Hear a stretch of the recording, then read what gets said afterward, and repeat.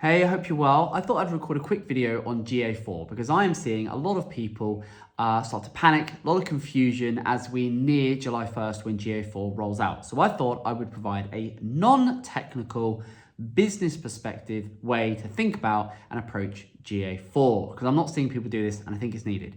Think of GA4 as a brand new tool, not an evolution or the next advancement in GA. Think of it as a brand new tool. It will stop you thinking, well, that used to be there and it's now here, or that didn't used to be called that and this now. It is different. So think of it as a new tool. You've got a new tool to play with, embrace it. The reason it's needed is because GA is more than a decade old. It came out, the current GA that we're all used to using, that's our comfort blanket of, for some marketers, it's all they've ever known. So of course there's a reluctance to embrace it, to use it, but we've got to move with the times. The reason it's needed is because GA3, as it currently is, GA is more than a decade old. Now, most of us don't even have cars that old. And if you think of how much the internet has evolved and, just how much things have changed in the last decade, the current way of tracking is obsolete. It doesn't work. It's not fit for purpose anymore. Add to that, the GDPR rollout, privacy updates, the iOS updates, 101 privacy things that's come out over the last few years, and the way that it tracks with third-party cookies and all of this good stuff, it just doesn't work. Privacy rules and laws don't allow it. So we have to move to a first-party cookie world.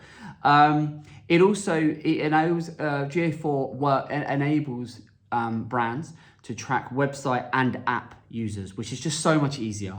It fills in some gaps. It also uses data modeling, so it fills in the gaps, because you'll know if you're a brand, if you do your own tracking, that trying to measure and see how users interact in different channels, there's massive discrepancies and there are issues left, right, and center when it comes to tracking. GA4 is going to fix some, not all, but some of that.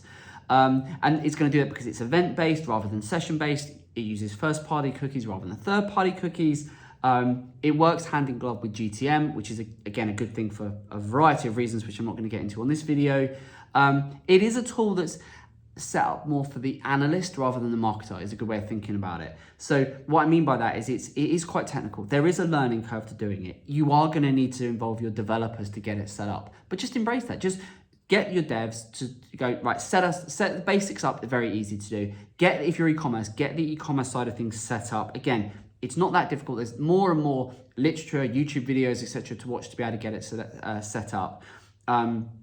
So make sure you get your ducks in a row. Once you've got that stuff set up, it's then the key thing, what I'm telling we've told all of our clients to do.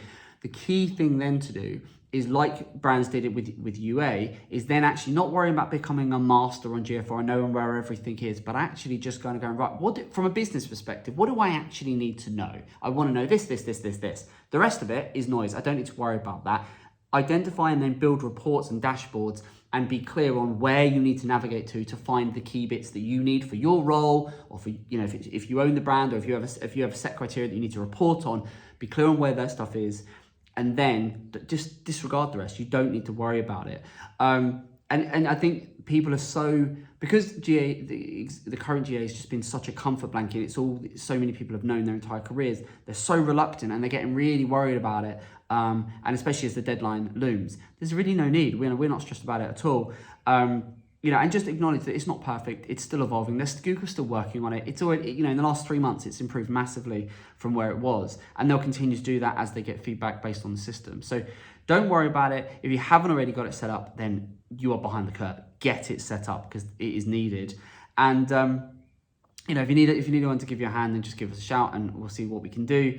But otherwise, just, understand why it's needed, embrace it, identify what you actually need from it, and beyond that, have some fun with it, because it is actually pretty cool. The more you get into it, the team here are reporting, that they're actually quite enjoying it, finding it useful and actually working with it, which is great. But I've got to go now because Naomi, our head of SEO, is just about to do yet another masterclass session on GA4 for our entire team, just to get even the creatives, the writers, even the people that aren't going to use it day to day.